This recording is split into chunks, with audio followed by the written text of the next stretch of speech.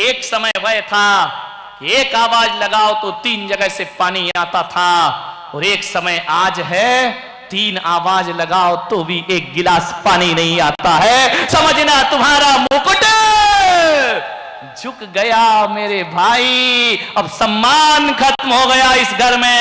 एक समय वह था जब हर चीज में तुम्हारी सलाह और इजाजत ली जाती थी, और एक समय आज है पोता कहता है दादाजी बीच बीच में मत बोला करो।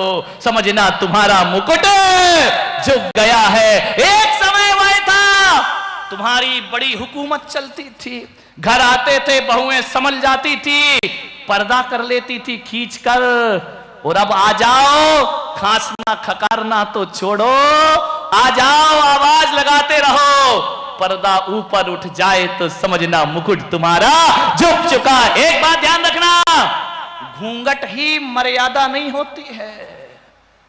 लंबा घूंघट हो और बहू जवाब दे तो उस घूंघट की कोई कीमत नहीं हुआ करती है। मैं तो कहता हूं घूंघट सिर से उतर जाए लेकिन निगाहों का घूंघट डला रहना चाहिए, तुम्हारा जीवन सार्थक और सफल हो जाए। सम्मान निगाहों का घूंघट, जुबान की मर्यादा, ये होना चाहिए हमारे घर में। मान्यवर तुमने कहा यूं और बहू ने कहा क्यों, समझना मुकुट झुक गया है। ध्यान रखिए, अब तुम्हारी जरूरत नहीं। समझ जाइए, समझ सको तो समझ समझ के समझ को समझो। समझ समझना भी एक समझ है, और समझ समझ के भी जो ना समझे मेरी समझ में वो ना समझे। ध्यान रखिए, समझिए जिंदगी को, मुकुट झुक रहे।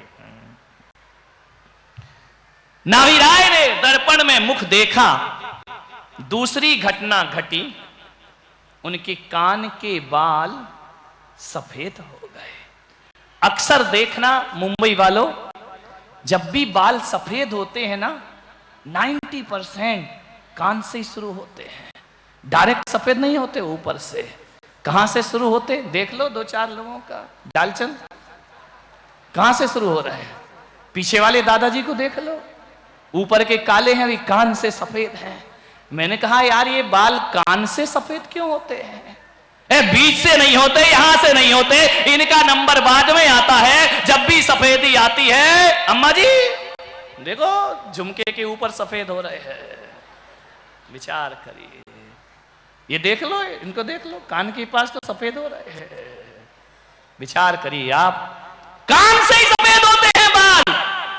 एक बात याद रखना, दुनिया में हर सफेद चीज धीरे धीरे काली होती है, लेकिन बाल ऐसे हैं जो शुरू में काले होते हैं और धीरे धीरे सफेद हो जाया करते हैं। कोई भी काला रंग सफेद नहीं पड़ता, केवल बाल है ऐसे जो काले से।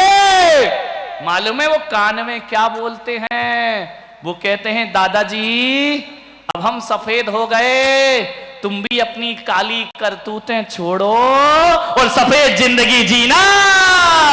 वो कान में कहते हैं, इसलिए कहते हैं कान में कि तूने मेरी बहुत सेवा की है, बहुत शैम्पू लगाया है, बहुत साबुन लगाई है, बहुत तेल लगाया है, तेरी बेइज्जती हम सब में नहीं करेंगे, सत्य की बात चुपचाप तुम्हारे कान में बता देंगे। कान से बाल सफेद हो गए नाभिराय के, जीवन का बोध मिल गया कि अब बुढ़ापा आ चुका है। आपके यहां होता है नहीं होता मुझे नहीं मालूम, जब भोजन करने बैठते हो तो शुरू में रोटी आती है, सब्जी आती है, पूरी आती है, उसके बाद नमकीन मीठा आता है, सबसे लास्ट में क्या आता है बोलो? चावल आता है ना। चावल का रंग कैसा होता है बोलिए? यदि थाली में चावल परोस दिया तो इसका मतलब है बच्चू अब गुलाब जामुन का इंतजार मत करना है, अब चावल आ गया, यानी पिक्चर की अंतिम रील चल रही है, ध्यान रखना। अब चमचम मत मांगना, अब उदयपुर की नुक्ती मत मांगना, क्योंकि अब चावल परोस दिया गया है। अब कोई बड़ा पाव नहीं आएगा, कोई नाश्ता नहीं, अब तो चावल आ गया, चावल के बाद क्या लिखा आएगा? दी एंड, पिक्चर खत्म। ध्यान रखिए, ये सिर्फ एक थाली है और इसमें सफेद चावल सबसे लास्ट में परोसे जाते हैं कि दादाजी अब ये सफेद चावल परोस दिए हैं, अब भोगों के रसगुल्लों का इंतजार मत करना, अब बाय बाय का इंतजार मत करना। अब तो एक काम करो, चावल खाने के बाद क्या करते हो? बोलो। हाथ धो और उठ लो फटाफट। ध्यान रखिए, वही जिंदगी कहती है। सफेद चावल परोस दिए, अब भोगों से हाथ धो, घर गृहस्थी से हाथ धो, और कौन बोला ऊपर उठो? ऊपर नहीं, वो तो मौत उठा लेगी, टेंशन मत लो। सबक सीखिए इनसे जिंदगी में। मान्यवाद। बुढ़ापे को अभिशाप मत बनाइए। समय हो गया आपका, अपनी बात को समेटता हूं। बुढ़ापे को सार्थक करो।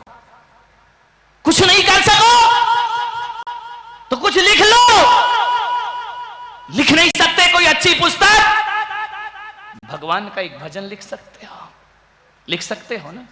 और भजन भी ना लिख सको तो भगवान को एक चिट्ठी लिख सकते हो ना। अरे मेरे भाई, ये उदक चंदन से कल्याण होने वाला नहीं है। ये अर्घ चढ़ा दिया, जय जय नाथ परम गुरु होए, पन्ना लाल विनती करे दे माता मोहे ज्ञान। अब पन्ना लाल कहां गया? वो धन्ना लाल क्या लेना देना? पन्ना लाल से विनती कराओगे या तुम भी कुछ विनती करोगे? विचार करिए। दूसरों की विनती से अपने जीवन का कल्याण नहीं होता है। एक चिट्ठी लिखो अपने ईश्वर के नाम, एक पत्र लिखो कि मेरे भगवान 60 साल 70 साल हो गए, जिंदगी जी ली भगवान, कैसी जी वो भी लिखो, अच्छी जी वो भी लिखो, बुरी जी वो भी लिखो। किसी को चिट्ठी, क्योंकि आजकल चिट्ठी डालने का जमाना ही खत्म हो गया। आज तो एसएमएस हो जाता है, व्हाट्सएप चल गया है, फेसबुक चल गई है। लेकिन एक बात याद रखो, भगवान के यहां एसएमएस नहीं पहुंचा करता है, वहां तो मन की भावनाएं ईश्वर तक पहुंचा करती है, वहां पहुंचना है। एक चिट्ठी तो महिलाओं से भी निवेदन है, घर में फालतू मत बैठो, एक चिट्ठी भगवान के नाम की जरूर लिखो कि मेरे ईश्वर तेरी कृपा से मानव का तन मिला था, इसलिए मिला था कि मैं तेरे दर तक पहुंचता, लेकिन मैं नहीं पहुंच पाया, शर्मिंदा हूं। अब आऊं भी तो कैसे आऊं, मैली चादर ओढ़ के कैसे द्वार तुम्हारे आऊं। प्रभु के नाम की स्तुति लिखो, अपने उपयोग को सही जगह लगाओ, जीवन तुम्हारा सार्थक हो जाएगा। किसी तीर्थ में जाकर रहो, किसी संत की सेवा करो, समाज का परोपकार करो। जो बुढ़ापे में जितने गृहस्थी से चिपकते हैं उनका बुढ़ापा नरक हो जाया करता है। ध्यान रखिए। आइए सत्संग करो। जितना समय जवानी में मंदिर में दिया है और घर में दिया है, अब उसको उल्टा कर दो बुढ़ापे में। जितना पहले घर में दिया अब उतना मंदिर में दे दो, और जितना पहले मंदिर में दिया उतना टाइम घर में दिया करो। तुम्हारा जीवन सार्थक और सफल हो जाएगा। मान्यवर, आपसे मेरा निवेदन है बड़ी विनम्रता के साथ, इस बुढ़ापे को बोझ मत बनाइए, कुछ ना कुछ सत्कर्म करते रहिए। पार्टी पर बैठकर गप्पे मत लगाओ, इसकी बुराई उसकी निंदा मत करो, ये बहू ऐसी वो बहू ऐसी, इसमें मत जाओ। 2 वक्त की रोटी खाओ, सुबह शाम की, और अपना चिंतन कुछ अच्छी चीजों में लगाने का प्रयास करिए। आज दुख इस बात का है, मंदिर सूने पड़े हैं। एक दादाजी कहते हैं, महाराज मेरे बच्चे को मंदिर लाइए, नियम दीजिए। मैंने कहा दादाजी बच्चे को तो मंदिर का नियम दे देता हूं, तुम रोज आते हो? बोले हम नहीं आते हैं रोज। अब बता, अब क्या होगा, दुनिया क्या करेगी बताओ। माँ बाप मंदिर नहीं आते। शाम के समय एक स्वच्छ परंपरा थी जैन मंदिरों की, कि पहले शाम को आरती होती थी और सामूहिक स्वाध्याय हुआ करता था, लोग शास्त्र का पठन पाठन करते थे। अब जब से ये कुलदेवी क्या आ गई, कुलदेवी सबके घर में रखी है, नहीं मालूम? वो टीवी, अब वो देवी है, बड़े बड़े धनपति नीचे बैठते, वो ऊपर बैठती है। कुल देवी है अपनी, ध्यान रखना।